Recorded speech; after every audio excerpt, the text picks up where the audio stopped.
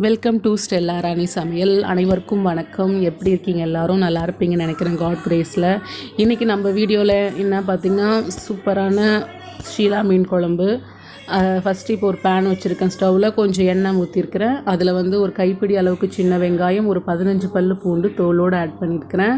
2 பழுத்த தக்காளி கட் பண்ணி ஆட் பண்ணியிருக்கிறேன். நம்ம இதை அரைக்க தான் போகிறோம், அதனால தான் தக்காளி பெருசாக போட்டிருக்கு. இது கூட வந்து காரத்துக்கு மிளகாய்த்தூள் மஞ்சத்தூளும் சேர்த்து ஆட் பண்ணியிருக்கிறேன். அதுக்கப்புறம் தேவையான அளவு உப்பையும் இந்த டைமில் ஆட் பண்ணிப்போம். இப்போ இதை வந்து ஃப்ளேம் வந்து கம்மி பண்ணி வதக்கிக்க வேண்டியது தான். ஏன்னா மிளகாய் தூள் வந்து கருகிடக்கூடாது. ஸோ அதுக்கேற்ற மாதிரி ஃப்ளேம் கம்மி பண்ணி நம்ம வதக்கி எடுத்துக்கலாம். இதை வதக்கி அரைச்சி செய்யும் போது இது டேஸ்ட்டு வந்து நார்மல் செய்கிறதோடு இது ரொம்ப சூப்பராக இருக்கும். ஃப்ளேம் கம்மியில் தான் இருக்குது, பார்த்துக்கோங்க. நான் இன்றைக்கி கனவா மீனும் வாங்கியிருக்கேன், ஷீலா மீனும் வாங்கியிருக்கேன். இப்போ ஷீலா மீன் குழம்பு தான் செய்ய போகிறேன். ஒரு பெரிய லெமன் சைஸ் அளவுக்கு புளியை வந்து ஒரு 1.5 கிளாஸ் தண்ணியில் ஊற வச்சுருக்கேன். இந்த அளவுக்கு வதங்கினா போதும். இதை தட்டில் ட்ரான்ஸ்ஃபர் பண்ணி ஆற விட்டுருவோம், அப்புறம் அரைச்சிக்கலாம். இப்போ மிக்ஸி ஜார்லேயும் ஆட் பண்ணி வச்சுட்டேன், அரைச்சி நான் வச்சுக்கிறேன்.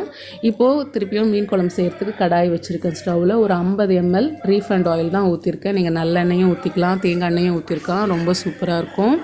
இப்போ இந்த எண்ணெய் சூடான உடனே கொஞ்சமாக சீரகம் ஆட் பண்ணிக்கோங்க. ஒரு 1/4 ஸ்பூன் அளவுக்கு போதும். 1/4 ஸ்பூன் அளவுக்கு சீரகம், அப்புறம் கொஞ்சமாக ஒரு வெந்தயம் ஆட் பண்ணிப்போம். வெந்தயம் வந்து நல்லாயிருக்கும், அந்த டேஸ்ட்டு குழம்புக்கு வாசனையும் நல்லாயிருக்கும். அதே சமயத்தில் சூடும் ஆகாது மீன் குழம்பு. அதுக்காக 2 பச்சை மிளகாய் கீரி ஆட் பண்ணியிருக்கிறேன். அந்த விழுதை அரைச்சிட்டேன் பாருங்கள். இப்போது வந்து இந்த எண்ணெய்க்குள்ளே அதில் ஆட் பண்ணிப்போம். இப்போ மிக்ஸி ஜாரில் கொஞ்சம் தண்ணி ஊற்றி அதையும் வாஷ் பண்ணி இதில் ஆட் பண்ணிக்க வேண்டியது தான்.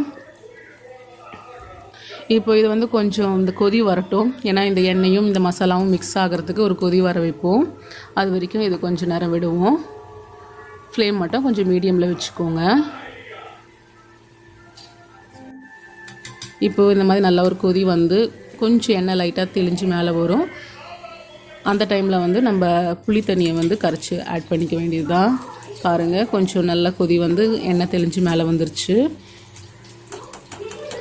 இப்போ வந்து அந்த புளி தண்ணியை வந்து நம்ம இதில் வடிகட்டி ஆட் பண்ணிக்கலாம். இதில் எந்த மீன் வேணால் நீங்கள் இந்த மாதிரி டைப்பில் நான் செய்கிற மெத்தடில் நீங்கள் எந்த மீன் வேணால் செய்யலாம். நான் 1/2 கிலோ அளவுக்கு மீன் எடுத்திருக்கேன். இப்போது புளி தண்ணியும் ஆட் பண்ணிவிட்டு, இப்போ தண்ணி திட்டம் அளவுக்கு அதுக்கும் தண்ணியும் நான் வந்து ஆட் பண்ணிக்கிட்டேன்.